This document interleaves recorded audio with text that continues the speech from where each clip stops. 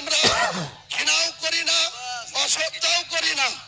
আমার ধর্মের প্রতি আমরা যেমন আস্থাশীল, তেমনি অন্য ধর্মের প্রতিও আমরা শ্রদ্ধাশীল। কিন্তু কেউ যদি মনে করে থাকে মুর্শিদাবাদের মাটিতে উত্তরপ্রদেশ থেকে এসে মধ্যপ্রদেশের প্রাক্তন মুখ্যমন্ত্রী বলেছে एक एक ईटा खुल लेंगी। इतना हिम्मत उमा जी आपको नहीं होगी। बंगाल में जो 37% मुसलमान आबादी है ये शहीद हो जाएगी, लेकिन ये बाबरी मस्जिद का एक भी ईटा नहीं खुलने देगी, एक भी ईटा नहीं खुलने देगी। ये मेरा चैलेंज है। उमा जी आपको चैलेंज कर रहा है। जो मेरा शेर लेने के लिए घोषित किया उनको भी मैं सतर्क कर रहा है, चेतावनी दे रहा है, जब ऐसा मत कीजिए। अब हुमायूं कबीर को कैसा ग्रह स्पर्श नहीं कर पाएगी। खुद महान अल्लाह ताला सृष्टिकर्ता मुसलमान के पास है, कुरान के हिफाजत के लिए है। ये मेरा जो 1992 साल 6 दिसंबर जो मस्जिद को रिमूव कर दिया, तोड़ दिया, डिमोलिशन कर दिया, वो बाबरी मस्जिद बिलडंगा में बनेगी बनेगी बनेगी। उनका साथ एक इस्लामिक हॉस्पिटल भी होगी 500 बेड में।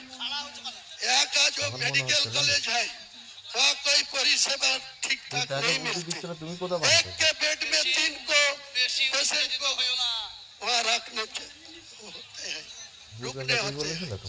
तो मैं यही बोलना चाहता हूँ, यहाँ शुद्ध मस्जिद नहीं बनेगी, हॉस्पिटल भी बनेगी, मेडिकल कॉलेज भी बनेगी, एक रेस्टोरेंट कम होटल भी बनेगी, एक पार्क भी बनेगी, एक हेलीकॉप्टर नामने के लिए एक हेलीपैड भी बनेगी।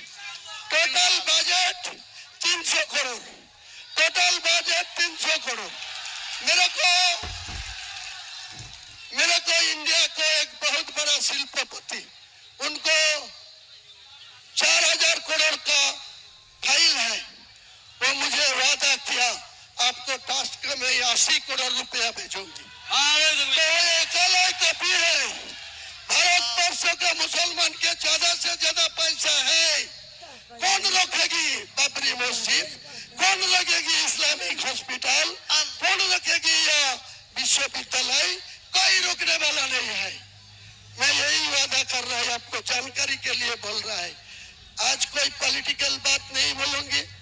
अगले 22 तारीख आने दीजिए, उसी दिन में टेक्सटाइल में या अगले दिन होगी तो पता मिल जाएगी सारे इंडिया को लोग को, सारे बंगाल को लोग को। तो मेरा ज्यादा बोलने का कोई मौका नहीं है। अली अफजल भाई 2-4 कथा बोलेंगे और कोई कुछ बोलने चाहिए तो बोलेंगे। मैं ठीक 1:30